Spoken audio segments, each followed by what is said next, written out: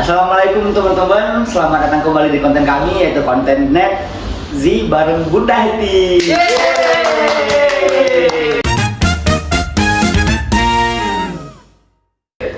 Meriahnya di luar gitu ya. Tahu apa biar ceria. Biar teman-teman. Walaupun yang kita omongin nanti yang sakit-sakit hati gitu ya. Iya. Jadi awalnya harus ceria dulu pembukaannya gitu kan. Jadi enggak langsung kayak ih apa nih murung banget gitu ya. Iya betul. Energi positif dulu. Iya betul. Untuk bisa membackup energi negatif. Jadi harus ada yang naik dulu ya. Yang naik dulu betul. Walaupun nanti di pada akhirnya Aduh. ya, gitu ya. Semoga nangis itu bisa menyebabkan kita tertawa seperti hari ini. Oke, siap. Dengerin ya teman-teman. Ya.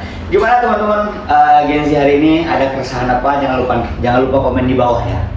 Biar kita bahas di konten berikutnya. Iya. Oke. Nah, jadi Bunda, beberapa hari kemarin ini ya, mungkin teman-teman Gen Z juga tahu ya, bahwasanya ada satu berita nih yang menggemparkan warga Banda Aceh ya. Oh. Iya, lagi dan lagi berita yang sama tentang apa? Pembunuhan. Waduh, ngeri banget tuh. Iya. Dan itu Tapi saya belum maksudnya belum tahu. belum lihat. Itu baru dalam berapa hari ini? hari apa ya? Kemarin ya. Oh iya baru. Saya kemarin memang belum sempat lihat kalau media sosial sih karena ada kegiatan. Soalnya udah itu terlalu sibuk ya guys ya, jadi makanya kita bahas hari ini. Ya. Jadi apa yang jadi penasaran apa? Nah, ini Bunda. Dan kan ini lagi dan lagi kejadian ya Bunda ya, yang menggemparkan seluruh warga Banda Aceh dan netizen Gen Z kita ya. Nah, bahwasanya jadi pembunuhan lagi yang dilakukan oleh remaja akhir dan dewasa awal di umur 20-an ya.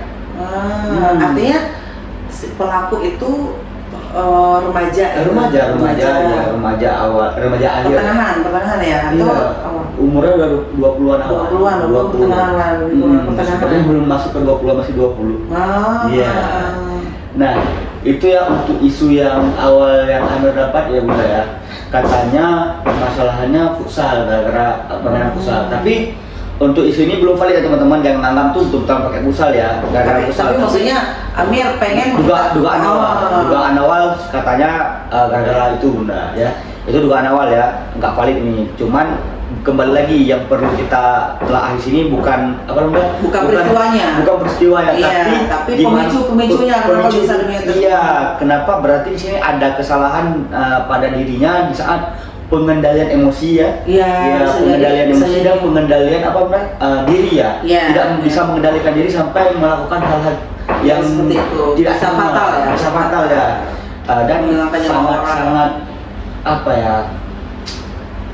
Gak usah kita bilang ya. Karena padahal kan pembunuhan itu sangat-sangat mengerikan. Kalau kita ingat tuh, kok bisa ya orang sampai ngebunuh gitu ya. Padahal kan itu kita lihat darah, mungkin kadang-kadang darah, tapi kok bisa dia itu. Nah, gimana nih pandangan Bunda terhadap peristiwa itu ya, apalagi dilakukan oleh remaja akhir umur 20 gimana? Sebenarnya kan kalau saat ini kita sering lihat ya anak-anak remaja kita itu menunjukkan perilaku-perilaku yang kadang-kadang susah untuk beradaptasi, kan, manajemen emosi, misalkan kayak meningkatnya perlakuan dalam lingkungan sosial yang sifatnya melanggar norma-norma sosial, aturan-aturan dalam lingkungan masyarakat juga terlanggar gitu kan. Nah kalau kita telusuri lebih jauh, remaja itu pada dasarnya memang tahapan perkembangan di mana mereka juga belum menemukan kestabilan diri. Betul. Ya kan, apalagi kalau misalkan harus bisa mengatur emosinya, justru di saat usia remaja ini kan emosi lagi memuncak-muncaknya, keinginan untuk menunjukkan diri juga lagi lebih tinggi gitu kan. Jadi bisa jadi ketika dia merasa bahwa orang tersebut menghambat eksistensi diri saya, ya kan? Iya, betul. Wah gara-gara dia nih aku nggak menang gitu. Gara-gara dia nih aku dilihat jadi orang yang bodoh, dilihat jadi orang yang kalah, orang yang jelek dan sebagainya. Jadi kan itu akan menyebabkan dia itu merasa tertantang dirinya untuk memperjuangkan dirinya sendiri gitu. Jadi untuk mempertahankan diri, dan pada saat itu sangat dituntut kemampuan remaja melakukan manajemen emosi. Benar, ya kan. Isu-isu kemarahan dalam diri dia itu bisa dia kendalikan gitu.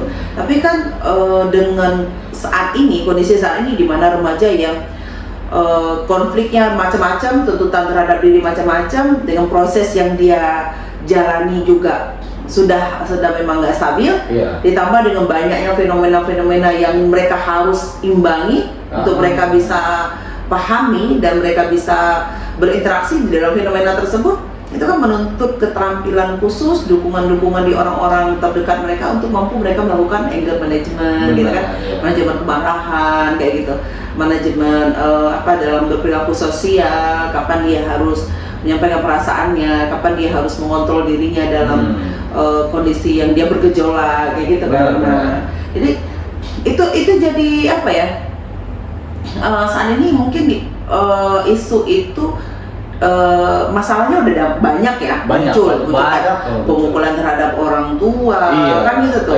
Kemudian ada juga yang menyakiti dirinya sendiri, kayak self harm itu kan, menyakitin diri sendiri karena dia ya punya pengharapan, ada perasaan-perasaan yang nggak bisa atau nggak berani mereka utarakan, baik itu kepada orang tua, kepada guru, kepada teman gitu. Atau ada perasaan hati yang nggak keterima, kan macam-macam menjadi trigger kan. Udah ketawa aja dia kalau udah ngomong cinta. Dia tahu kalau ngomong kayak pembunuhan, aduh mengerikan sekali nih kan, hidup kita udah jadi nggak aman kan. Nggak aman, makanya kayak was-was terus. Iya, karena isu-isu tersebut, karena saya mau ngomong apa lagi ya yang membuat orang itu nggak tersakiti hatinya, karena kita jadi benar.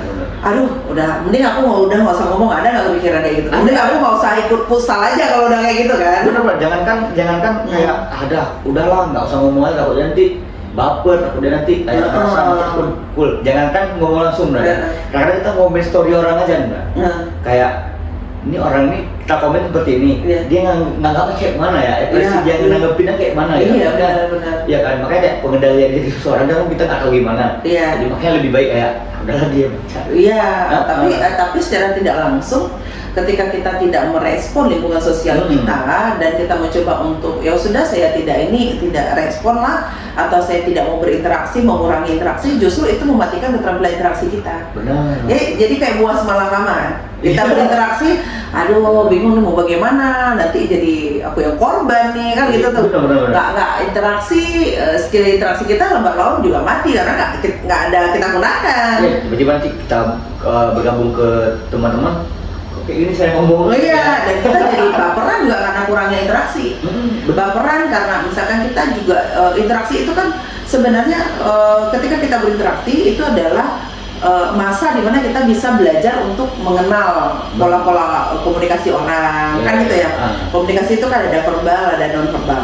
Ya kan, ada komunikasi yang kayak gini kita ngomong nih, tapi kan ketika Bunda ngomong, Amir ngomong kan kita punya bahasa tubuh yang berbeda dong. Kita punya bahasa tubuh supaya apa yang kita omongin itu dengan bahasa tubuh kita itu memperkuat masuknya. Karena kan ketika Amir dengerin Bunda nih, ketika Amir dengerin Bunda, Amir melihat. Nah, yang tugas mata adalah menangkap simbol-simbol yang memperkuat bahasa saya.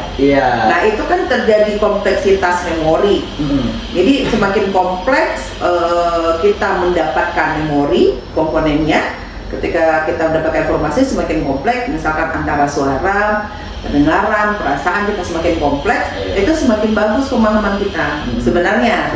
Ya, semakin bagus itu maksudnya semakin baik kita memahami tujuan daripada informasi tersebut. Nah, tapi kan ada orang yang komunikasi terus gimana? Dia lihat HP kan? Iya, benar. HP kan ketangkap nggak? Orang misalnya kamu ngomong, Amir ngomong, terus Bunda lihat HP. Nggak bisa, mata kita jadinya menangkap informasi yang berbeda dengan apa yang kita dengar. Cuma bisa mendengarkan aja ya. Nggak tahu mimik wajahnya, gimana jadi kayak salah paham nanti. Bisa jadi, makin besar. Apalagi kejadian pembunuhan seperti itu Bunda, kayak mungkin dengan dia perkataan dia dan mimik dan gaya tubuhnya banyak hal mendukung ya. Banyak hal yang kita kan nggak ngerti gitu. Maksudnya gini nih. Jadi kan kayak orang Kalau usia remaja itu bisa jadi ini kegiatan anak-anak muda kan. Kita nggak tahu nih, ini kan penggalan cerita, ya. Jadi mungkin teman-teman juga yang ini harus lebih cerdas menanggapi yang kita bicarakan ini gitu, ya kan? Misalkan bisa kemungkinan kayak dia main taruhan lah. Nah itu salah satu mungkin ya. Ya asumsi Amir kan, asumsi. Iya. Tapi kita nggak tahu. Ya, itu kita bahas di sini. Dan berbagai macam penyebab yang berkemungkinan. Tapi bukan hanya di kasus ini. Kasus ini sebagai pemicu saja. Landasan awal kita bergerak, kan gitu. Karena ini yang terlihat, gitu ya.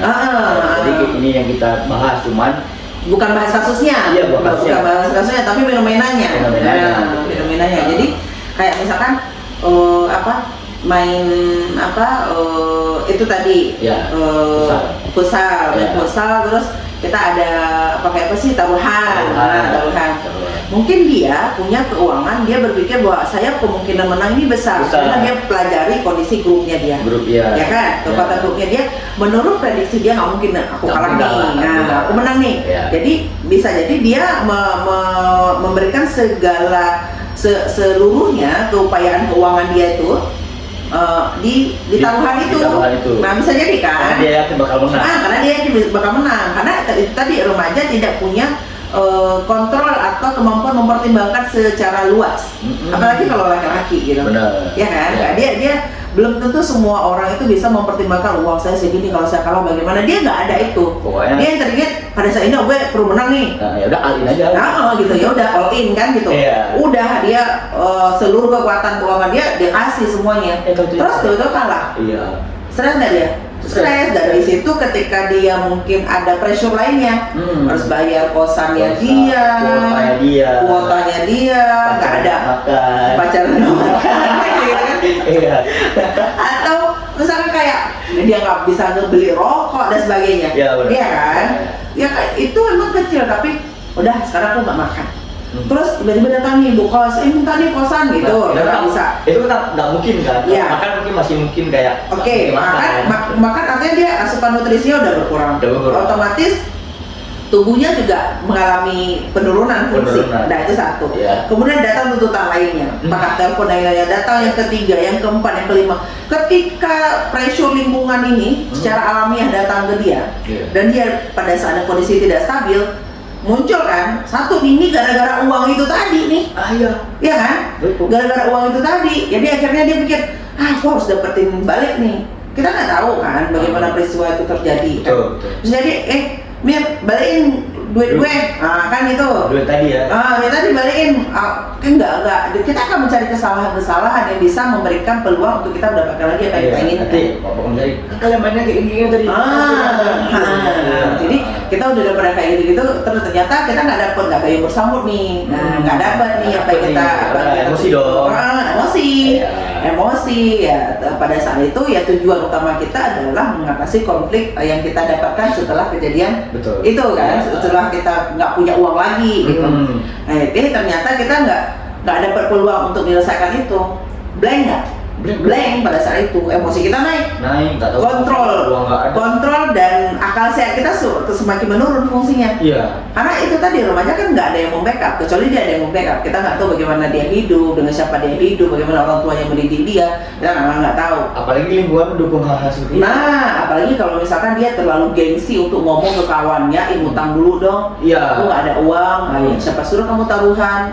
Atau tuntutan orang tuanya yang memang nggak bisa menerima kalau perbuatan dia kayak gitu. Nah kan dia akan dapat resiko yang lebih besar lagi dari orang tuanya menurut dia. Misalkan kayak dipukul, nggak dapat jajan, itu kan resikonya dia bisa menilai itu menjadi besar bagi mereka kan. Setiap anak remaja itu kan menilainya beda-beda. Mungkin bagi Amir, itu kecil, nggak dia kasih uang jajan, dia makan di rumah kan gitu ya kan? Kalau dia, kau nggak ada uang jajan tuh stres betul karena dia nggak bisa have fun dengan teman-temannya, nggak bisa duduk bareng dan sebagainya. Jadi mungkin itu bagi dia merupakan pressure yang besar, sehingga karena kontrol dirinya melemah, akal sehatnya juga menurun ya fungsinya. Pada saat itu karena emosinya lagi memuncak-muncaknya, akhirnya dia lost control. Ya kan? Bisa yang tidak terencana itu keluar. Nah karena tadi anger manajemennya tadi salah satunya. Nah dan kan banyak faktor yang melatar belakangi dia bisa dapat keterampilan memanajemen kemarahan. Kita kan kayak bahagia, kamu juga nggak boleh terlalu bahagia. Pernah nggak sih? Saya pernah ya di kampus. Jadi ini perayaan ulang tahun mahasiswi. Mahasiswi perayaan ulang tahun. Perayaan ulang tahun kan tahu ya, anak-anak muda tuh perayaan ulang tahun yang lemparin kue lah, jahilin temen lah gitu kan. Telur lah. Nah, ceklingin telur lah ya gitu. Nah jadi dia saking bahagianya, dia jahilin temennya, kayaknya seperti itu karena ketemu sama bunda itu di jalanan kampus.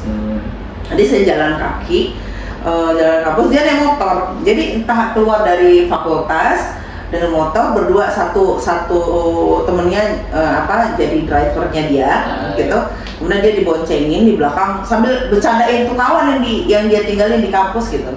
Oh iya. Maksudnya temennya di lingkungan kampus gak naik motor, dia naik motor. Sambil naik motor itu, dia candain tuh kawan kayak gitu, sambil gini kan, jatuh. Yang jatuh itu, dia kan duduknya gini, dibuang Terus gitu. ke belakang? Ke belakang. Terlalu bahagia nggak? Terlalu bahagia. Dia ketawa aja dia, hah? Dia kawan panik kan, ini ada panik. Ini motor jalan terus. Nggak sadar? Dia bukan gak sadar, dia tahu tapi kan gak bisa ngerek gitu kan. Iya. Dia keseret loh. Udah keseret, dan itu untungnya kepala dia itu karena motornya nggak kencang ya, jadi benturan kepalanya nggak begitu kuat. Akhirnya kan, aduh, karena dia naik tadi nggak hati-hati, karena roknya kesangkut. Roknya kesangkut, dia kebalik kayak gitu, terus dia hilang keseimbangan dirinya, ya udah luka memang luka. Tapi akhirnya kebahagiaan yang membawa malapetaka coba. Iya, karena terlalu bahagia. Karena kan kita juga gini, kayak kita gini, kita dapat warisan ya. Wah, warisan gue banyak nih. Iya kan? Foya semuanya. Kelas. Nah kan, udah. Akhirnya apa yang terjadi? Kita lupa buat perencanaan. Nah, luput karena kita asik menikmati kayak orang. Makanya kan gini, kenapa nggak boleh pakai narkoba? Kenapa nggak boleh merokok gitu kan? Karena menghilangkan tingkat toleransi kita terhadap masalah. Jadi kita kayak dibuat, ya udah kamu hidup kamu tenang-tenang aja kayak kamu nggak punya masalah. Padahal kayak kita punya masalah. Iya, jadi karena udah terbawa fly gitu ya, yang enggak. Iya, gitu. Padahal kita ya perlu untuk masalah itu perlu kita pandang dengan tenang. Dan ketika kita sedang situasi bahagia juga kita perlu mengontrol kebahagiaan kita. Jangan sampai kita merasa bahwa kita bahagia betul sampai kita nggak memandang orang lain kayak ya kalau dulu ya di masa saya muda, mungkin kalau sekarang ini Gen Z itu nggak ada beda. Ya kan ada nggak sih isu Gen Z itu kayak gini, dunia milik kita berdua yang lain pada numpang. Ada nggak sih? Ada nggak yang kayak ya cuman kamu terlalu banyak komentar untuk pacar aku gitu? Ada nggak kayak gitu? Ada. Itu kan Pak kami bilang kayak dunia milik dia aja. Yang lain pada numpang aja. Itu sering terjadi sekarang, malahan lebih booming ya kayaknya ya. Lebih kayak gitu ya. Dan tapi kalau dulu mungkin terjadi di usia kami SMA. Kalau sekarang kan anak SD udah kayak gitu. Iya, malahan lebih pada SD. Lebih cepat kan. Jadi akhirnya kita memang banyak kekhawatiran karena mereka tidak melakukan tugas-tugas yang seharusnya dilakukan di fase perkembangan tersebut. Nah, terus berikutnya mereka sudah menjalani hal-hal yang memang mereka belum siap. Nah, orang tua, menurunnya fungsi orang tua terhadap anak, besarnya tuntutan lingkungan dan kehidupan terhadap mereka, tuntutan akademik terhadap mereka yang harus baca tapi mereka tidak tahu harus bertanya ke siapa karena sibuk, guru-guru sibuk dengan administrasi, orang tua sibuk dengan cari uang, jadi nggak sempat untuk duduk ngobrol dengan mereka gitu. Kurang-kurangnya dapat peran orang tua di rumah. Jadi kita kan buah simalakama, jadi kita nggak bisa bilang ini salah, itu salah, kita nggak bisa bilang. Justru ya memang banyak hal lain yang memicu kenapa kejadian itu terjadi gitu. Iya, makanya jadi kita perlu satu sisi kita perlu untuk belajar dari peristiwa ini, untuk belajar lebih peduli dalam artian bukan hanya keuangan saja dan keluarga kita, tapi lebih peduli dalam hal bahwa kita perlu diskusi dengan anak-anak kita. Kita perlu menjadi, misalkan Amir punya teman, dia mau cerita, dengerin, jadi pendengar yang baik. Betul. Karena kadang-kadang orang-orang di sekitar kita itu nggak butuh yang lain-lain, yang dia butuhkan adalah mendengar. Siapa yang mau mendengarkan saya dengan tulus gitu. Enggak, kadang-kadang tidak perlu tindakan apa-apa ya. Iya, cuma perlu didengarkan aja. Ya, dengerin Kadang-kadang orang kayak apa jasman, apa kita bilang kamu jahat, kamu buruk gitu. Enggak, gitu dengerin aja dulu. oh iya gitu ya kan gitu respon nggak usah dikasih apa-apa gitu. Iya, ya juga nggak usah kasih nasihat. Iya. Karena pada saat itu dia butuh didengarkan. Nah kalau dia sudah memahami ketika orang bercerita, dia sudah paham bagaimana cerita itu berlaku pada dia, dia juga bisa kok menasihatin dirinya sendiri. Betul. Nah, gitu. Kalau dia memang membuka diri untuk dinasihatin, ya baru kita nasihatin. Mau nggak ya sia-sia aja kita nasihatin. Nah, kadang ada juga yang kayak mau cerita ya nanti saranin ya gimana bagusnya buat aku gitu ya untuk kedepannya karena kayak saya ngerasa ini udah nggak salah ya. Iya. Nah itu Kayak itulah, jadi emang menjadi perhatian sih untuk kita ya lebih peka, lebih peduli, lebih bersimpati saja dengan lingkungan kita, tapi nggak boleh juga interaksi kita kurang. betul. Nggak kita kurangin, tapi ya belajar kembali untuk sebelum kita berinteraksi berarti kita perlu menyiapkan diri kita, perlu kita belajar di lingkungan seperti apa yang akan kita lakukan proses interaksinya gitu kan. Nah kemudian belajar untuk berpikir terlebih dahulu sebelum bertindak kan. Nggak serta-merta, kurangi sikap-sikap spontanitas. Ya. Kayak kamu mau free nggak hari ini? Udah kita jalan yuk. Tapi nggak tahu mau jalan kemana, terus tadi ada agenda apa. Kadang-kadang saya gitu loh. Ada 1 kali 2 kali gitu. Iya. Bun, isi acara di sini ya. Oh iya, bisa. Terus pas udah bilang bisa, lihat lagi jadwal, wah nggak bisa. Kan itu spontanitas, kan? Tidak melihat lagi apa yang udah Tapi itu nggak besar resikonya, apalagi nggak jadi isi acara kan nggak kebayar. Tapi kalau misalkan kita udah bilang iya pas hari H nggak ada materinya nggak lucu dong. Boleh gitu. Cuman kalau yang ini udah langsung konfirmasi, maaf ya, besoknya langsung konfirmasi, maaf ya ini gitu nggak bisa. Itu kalau bisa di cancel. Jadi masih mending mereka punya waktu untuk cancel, misalkan reschedule ulang gitu dan disesuaikan dengan jadwal saya. Itu teman-teman ya, kenapa bisa kejadian ya pembunuhan ya, melakukan diri sendiri itu kurangnya manajemen apa kemarahan ya, anger management yang perlu pengendalian diri kita gitu kan. Masih kita butuh yang namanya gimana sih caranya agar hal-hal itu bisa kita manage gitu ya, bisa kita kuasai gitu agar tidak kejadian hal-hal seperti itu ya Bunda ya. Ya benar. Kalau dari Bunda sendiri nih gimana? Apa nih yang bisa dilakukan oleh netizen gengsi kita nih agar tidak kejadian hal-hal seperti itu, biar netizen kita ini kan soalnya teredukasi semua nih. Jangan sampai mereka mereka terjerumus dengan hal-hal seperti itu Bunda. Ya benar. Ada dia semuanya atau teman-teman Netzi ya, teman-teman Netzi ya. Segala sesuatu yang perlu kalian lakukan adalah kalian tentukan dulu pertama tujuan. Apapun yang kalian ingin lakukan, tentukan dulu tujuan. Walaupun itu hal-hal yang kecil. Betul. Kayak kenapa saya pilih mau makan ini, jenis makanannya kenapa. Jadi walaupun itu saya senang, saya penasaran. Itu kan ada tujuan kita. Tujuan saya untuk makan ini karena saya belum pernah makan dan pengen tahu rasanya bagaimana. Itu kan kita punya tujuan untuk coba rasa kan. Tentukan dulu tujuan kamu. Kemudian yang kedua, kamu rencanakan nggak harus sambil buku dong, boleh rencanakan minimal kamu tahu step-stepnya ketika kamu mencapai itu apa yang akan kamu lakukan pada diri kamu, dan ketika kamu tidak mencapai itu apa yang akan kamu lakukan untuk membackup diri kamu. Yang kedua, kemudian yang ketiga, hindari kelompok-kelompok yang dapat memprovokasi diri kamu sendiri. Jadi lingkungan. Iya, lingkungan. Hindari lingkungan. Emang lingkungan tuh berpengaruh banget ya. Iya, jadi dengan kita sebenarnya hindari lingkungan yang tadi sebelum kita hindari lingkungan, maaf ya, sebenarnya hindari lingkungan itu nomor 4. Nomor 3 itu ada kenali diri kita sendiri. Nah, kenali diri kita sendiri dalam hal kalau saya lingkungannya begini, apa sih yang saya nggak bisa terima, yang susah saya terima. Jadi kalau misalkan di lingkungan itu nggak bisa memberikan apa yang menjadi nilai dasar dari diri kita, maka kita nggak cocok masuk ke situ. Kadang-kadang berarti ini kita udah tahu nggak sesuatu tapi memaksakan. Karena ya harus kita kan beradaptasi dengan lingkungan kita, apalagi dengan circle kita itu ya. Iya. Kita nggak bisa merasa itu karena kita yakinkan. Iya. Jadi kita mending jauhin gitu, jauhin dan cari circle yang lebih menerima kita. Benar. Nah itu mungkin beberapa hal, dan jangan khawatir bahwa ketika kalian menjauhi satu circle, satu kelompok pertemanan, kalian akan dipertemukan dengan pertemanan-pertemanan yang lain.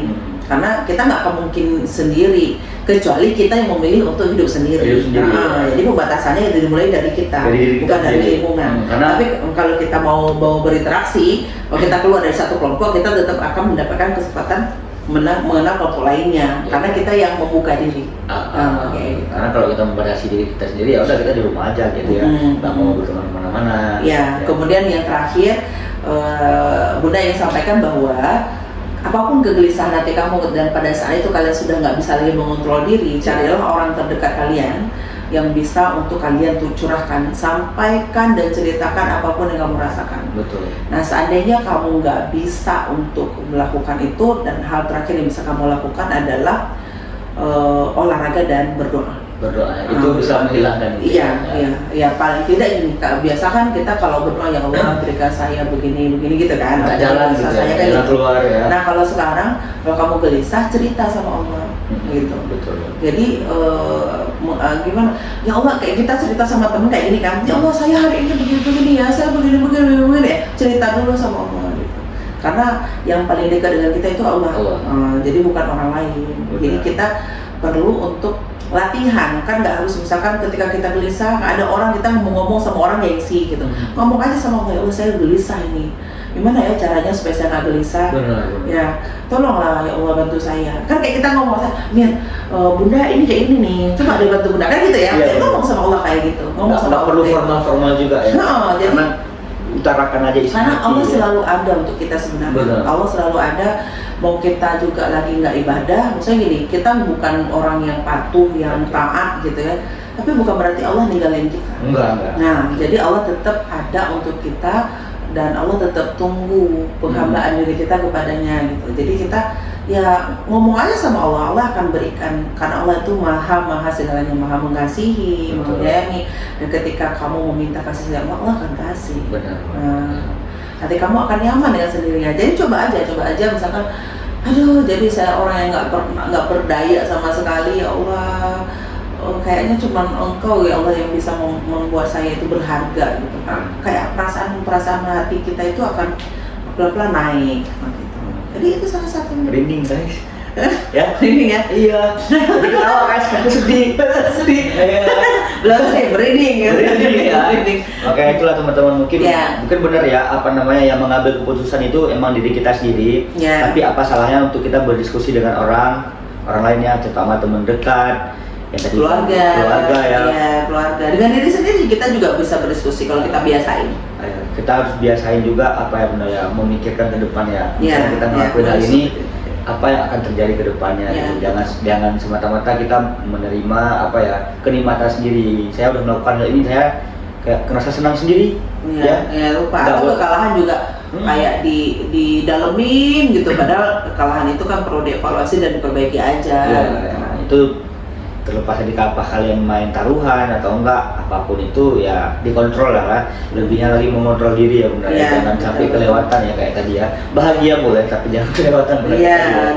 Dan sedih juga boleh, tetapi jangan terlalu sedih, karena itu juga akan melukai diri kamu sendiri. Benar, melukai nggak hanya dengan mengiris diri kalian, tapi juga hanya dengan perasaan juga kita bisa melukai diri kita sendiri. Itu ya teman-teman, dan lagi-lagi ini kalian tidak dapat di bangku kuliah ya teman-teman. Hanya ada di konten NetZ ini ya teman-teman ya. Ya Bunda ya, terima kasih banyak ya Bunda telah menemani kami di sini ya. Ya sebagai ya dewasa awal lah ya, untuk menempuh kehidupan selanjutnya dan bagaimana memanage diri kita untuk kedepannya gitu ya. Nah, bagi teman-teman netizen Gen Z nih kan, apa yang kalian mengalami keresahan atau ada yang janggal di kehidupan kalian pengen dibahas, komen aja di bawah Bunda ya. Kita akan melihat, kita akan coba untuk bahas itu sama-sama. Tapi yang jelas tidak untuk menyudutkan, insyaallah untuk mengedukasi sama-sama. Ya, seperti konten yang kemarin, di sini bukan tempat cari jodoh. Di sini bisa mengedukasi dan bisa kita cari solusi masalah. Insyaallah bisa dibangun perasaan yang berjodoh dengan bahagia gitu ya. Kalian mungkin makin bahagia makin cepat ketemu jodohnya. Ketawa lagi kan. Oke ya teman-teman, mungkin mungkin hanya hanya sekian ya dari Dari kita, pembahasan ya. hari ini dari kita ya. Terima kasih sudah stay di sini. Jangan lupa teman-teman subscribe, like dan share buat teman-teman kalian, buat grup kuliah ya, grup keluarga, pokoknya semua lah ya. Supaya kita bisa saling menjaga. Benar ya, menjaga dari menjaga hati, lingkungan, semuanya lah ya. Terutama diri kita sendiri ya harus menjaga gitu ya. Oke. Sekian dari kami. Bye bye. Assalamualaikum warahmatullahi wabarakatuh. Ya, bye.